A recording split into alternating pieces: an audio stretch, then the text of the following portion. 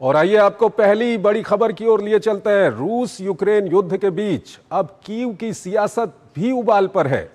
पहले प्रधानमंत्री यूलिया और फिर रक्षा मंत्री माइखाइलो फिदोरोव की विदाई ने ज़ेलेंस्की सरकार की रणनीति पर नए सवाल खड़े कर दिए हैं।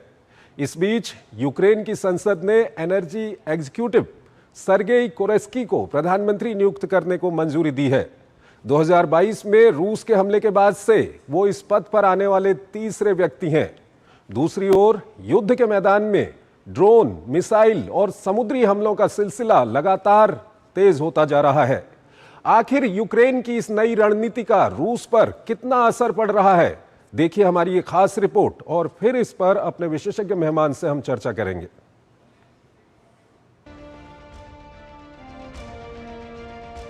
यूक्रेन इन दिनों दो मोर्चों पर युद्ध लड़ रहा है। एक तरफ जंग का मैदान है तो दूसरी ओर सियासी उठापटक। प्रधानमंत्री यूलिया के इस्तीफे के बाद रक्षा मंत्री माइखाइलो फिदोरोव की छुट्टी से यूक्रेन से लेकर सहयोगी देशों तक हलचल पैदा हो गई है। फिदोरोव का इस्तीफा ऐसे समय में आया जब उनके नेतृत्व में यूक्रेनी रक्षा मंत्रालय युद्ध के मैदान में रूस को पहली बार इतनी तगड़ी चोट पहुंचाने में सफल होता दिखाई दे रहा है। साथ ही जब उन्हें भ्रष्टाचार पर लगाम लगाने और सैन्य सुधारों का चेहरा माना जा रहा था, तो अचानक उन्हें पद मुक्त करने से राष्ट्रपति ज़ेलेंस्की की रणनीति पर सवाल खड़े हो रहे हैं। क्या ये सिर्फ एक प्रशासनिक बदलाव है या यूक्रेन की सत्ता के अंदर चल रही किसी बड़ी खींचतान का संकेत? फिदोरोव सिर्फ 35 साल के हैं और पिछले 6 महीने से रक्षा मंत्रालय की जिम्मेदारी संभाल रहे थे। इतने कम समय में उन्हें सेना में तकनीकी बदलाव, ड्रोन युद्ध और रक्षा खरीद व्यवस्था में सुधार के लिए काफी सराहा गया। उनके कार्यकाल में यूक्रेन ने रूस के खिलाफ लंबी दूरी के ड्रोन हमले तेज किए। यूक्रेनी ड्रोनों ने रूस की कई तेल रिफाइनरियों को निशाना बनाया, जिससे रूस की ऊर्जा व्यवस्था पर दबाव पड़ा। इन शानदार उपलब्धियों के दावे के बीच फिदोरोव की विदाई को लेकर यूक्रेन के बड़े हिस्से में नाराजगी देखी जा रही है। हालांकि राष्ट्रपति ज़ेलेंस्की ने इस्तीफे के पीछे सियासी लाभ की अटकलों को खारिज कर दिया है।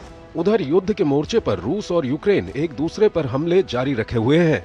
यूक्रेन ने काला सागर और अजोव सागर में रूस के 6 टैंकरों और 2 टग बोट पर हमला करने का दावा किया है, जबकि रूस ने कीव में सैन्य और औद्योगिक ठिकानों, ओडेसा और पिवदेनी बंदरगाहों पर बुनियादी ढांचे और एक समुद्री जहाज को निशाना बनाने का दावा किया है।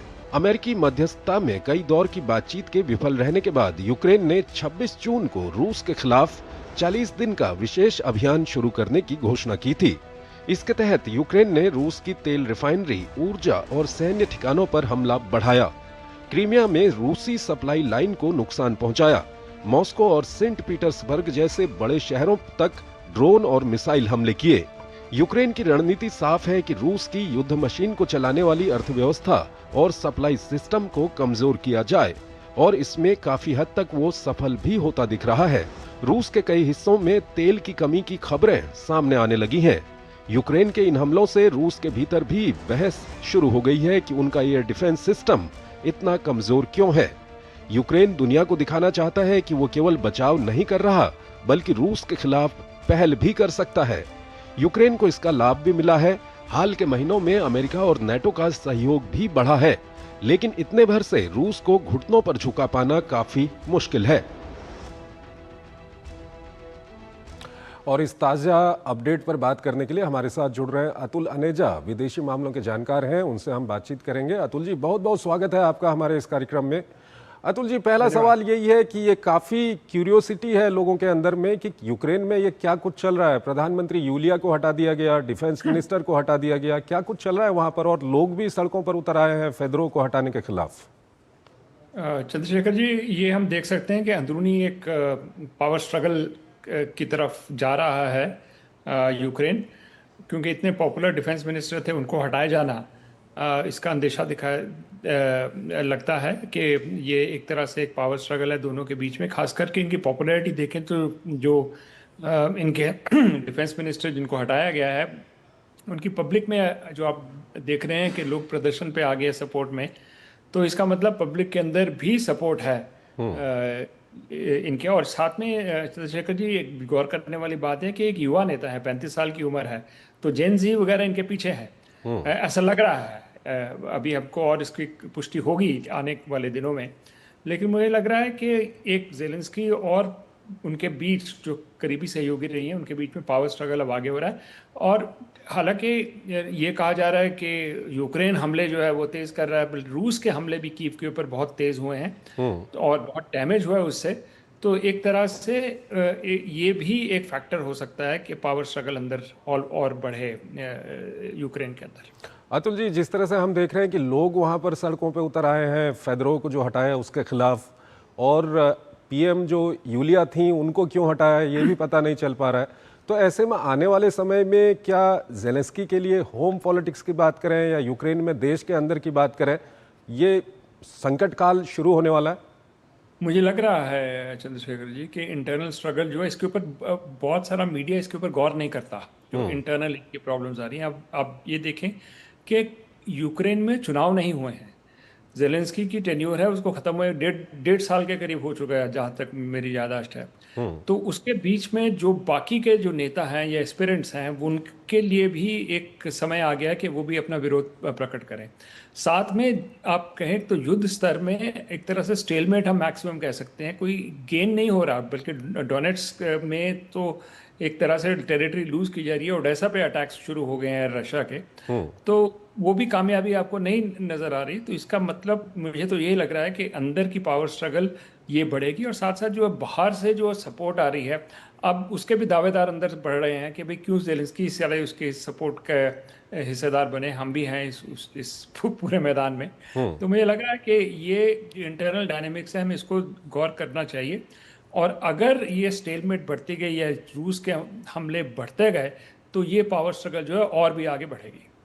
सर, अगर वॉर फ्रंट की हम बात करें तो वहाँ पर हम देख रहे हैं कि आजकल थोड़ा सा वेस्टर्न मीडिया को हम देखें तो इस तरह की खबरें आ रही हैं कि यूक्रेन बहुत तेज़ी से हमले कर रहा है, रूस के अंदर तक हमले कर रहा है, रूस के ऊर्जा ठिकानों को निशाना बना रहा है, बंदरगाहों को निशाना बना रहा है। क्या कुछ हकीकत है सर?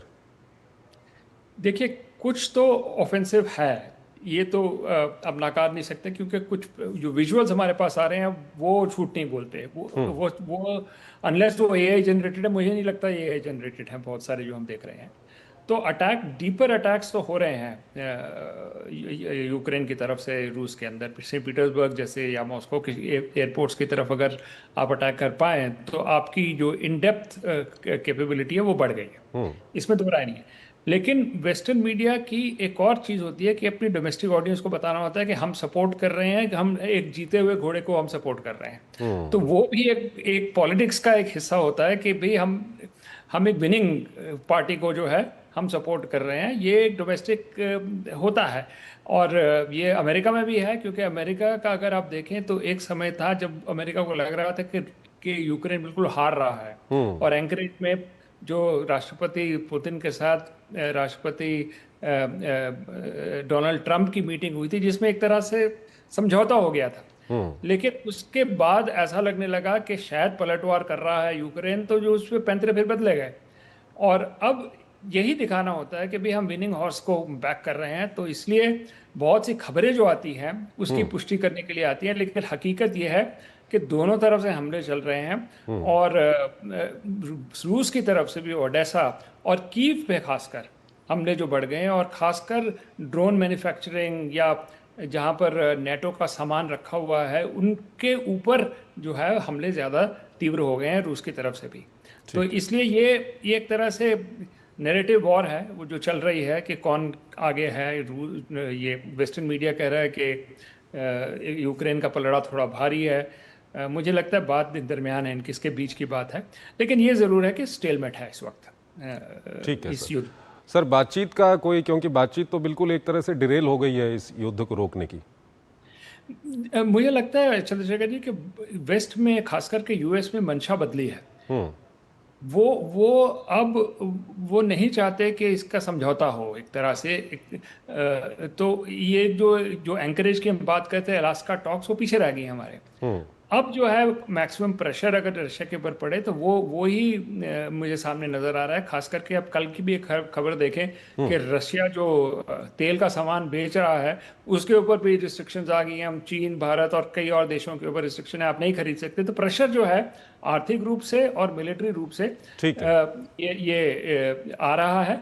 जिसकी वजह से ऐसा नहीं लग रहा कि कोई समझौते की तरफ या बातचीत की तरफ हम जा रहे हैं। ठीक है, अतुल जी हमारे साथ बने रहिएगा। एक और महत्वपूर्ण विषय है, उस पर अभी हम बातचीत